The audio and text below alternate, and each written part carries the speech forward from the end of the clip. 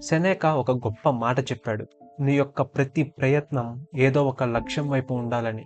మనుషుల్ని అలసటకు గురిచేసేది వాళ్ళు చేసే పనులు కాదు. ఆ పనుల్లో ఒక లక్ష్యం లేకపోవడమే.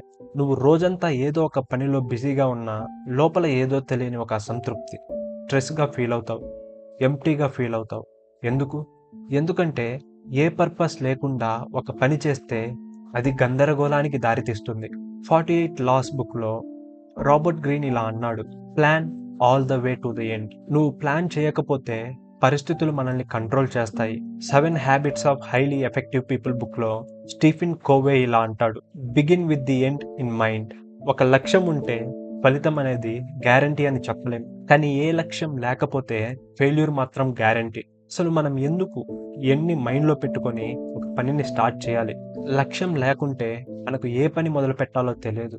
దేనికి ఎస్ చెప్పాలో నో చెప్పాలో తెలియదు. చెడుదారిలో నడిచే అవకాశం ఉంటుంది. మనం చేసే పనిలో ట్రాక్ తప్పిపోయే ప్రమాదం ఉంటుంది. ఈ గందరగోళం చివరికి మనల్ని గమ్యం లేని ప్రయాణికుల్లా మార్చేస్తుంది. కాబట్టి నువ్వు ఒక పని చేసేటప్పుడు నీ లక్ష్యం ఏంటో గుర్తించు. నీ దృష్టిని స్పష్టంగా ఉండనివ్వు. ప్రతి అడుగు నీ గమ్యం వైపు పడేలా చూడు. గుర్తుంచుకో, గమ్యం ఉన్న జీవితమే అర్థవంతమైన జీవితం. గమ్యం లేని జీవితం గందరగోళమయం.